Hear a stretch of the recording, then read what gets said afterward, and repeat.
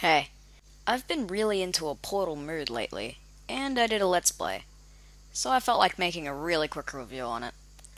But before the intro comes, I want to give you a brief history. So Nuclear Monkey Software made a game that had you shoot a portal somewhere and then shoot a portal in another place, and then you could step through the portal to get to the other side of the portal. Valve, that little drink of a seal that can't count to three, was interested and gave everybody at NM a job. They then worked on a game for a while, and then in 2007, Portal was released. It's my turn to look at it, so hey guys, this is YT42, and welcome to my review of No 3's product.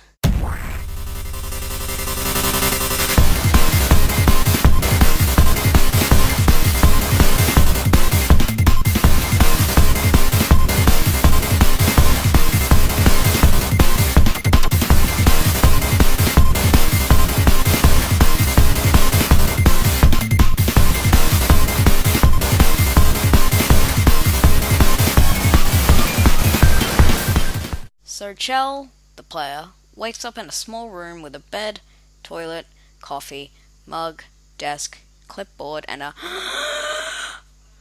radio. I'm in love already. But anyway, you notice that there is a timer. Eventually you'll hear, Hello. "This is GLaDOS. She will guide you throughout the test chambers that you will go through. These are made to test your skills and are great puzzles. So you are sent out into the chambers and you must solve certain puzzles to get to even more puzzles.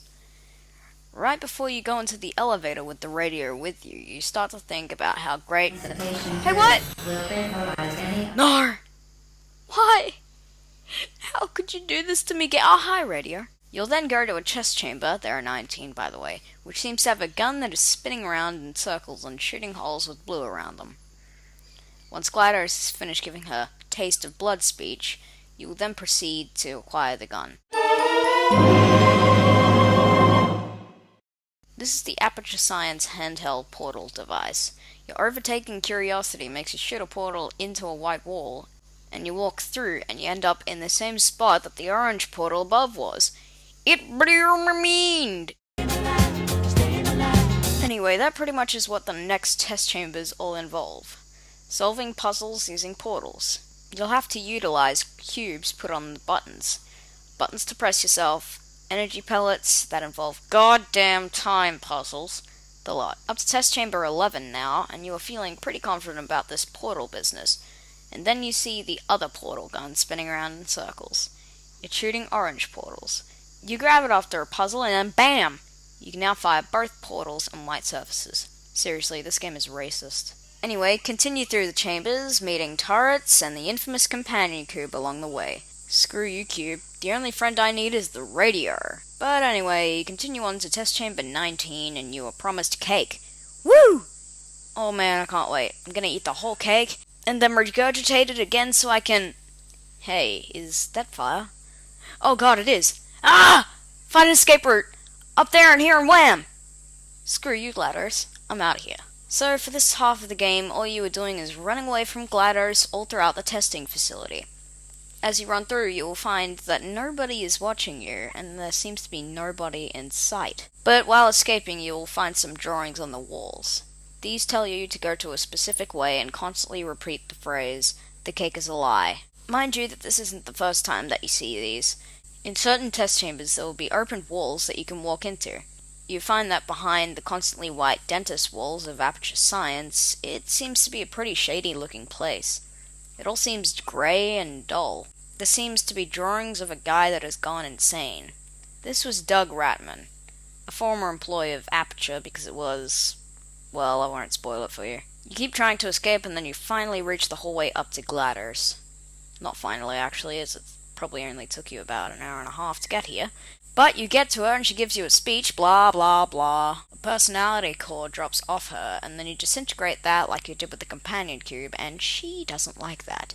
She then turns on neurotoxin emitters, to which she then reveals that she killed everybody in Aperture Science as soon as she was brought online by them. So you make her own missiles fire into her and drop more cores, disintegrate those, and you have the game beaten under 2 hours.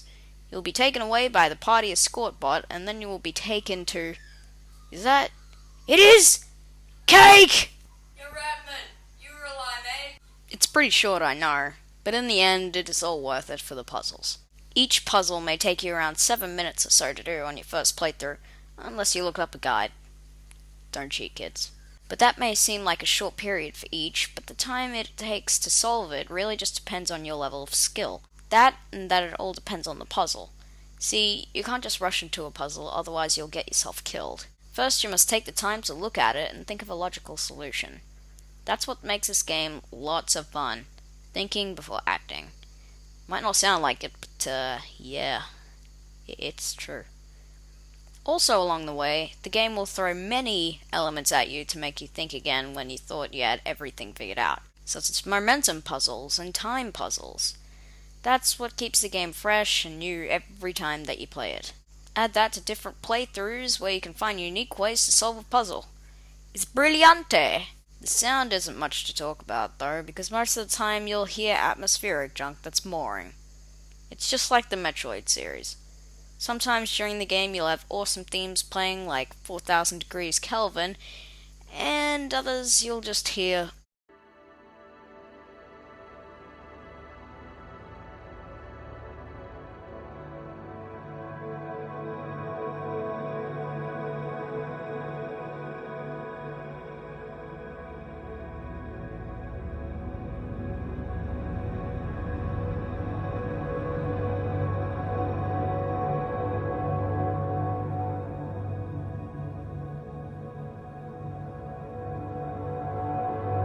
I know that it's supposed to be atmospheric for the game and the feeling of being alone, but couldn't we have had some cool techno music to test with? There are major head nods to the theme that plays after beating the game, still alive.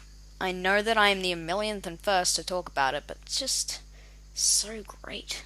But anyway, the controls are nice and smooth. It's what you expect from a decent PC game, and I don't have any major problems with it. But that is about it for Portal. I wanted to have a short review this time, which I actually accomplished because it takes a lot more work to make a long review. Smash 4. That there isn't a lot to talk about in this game.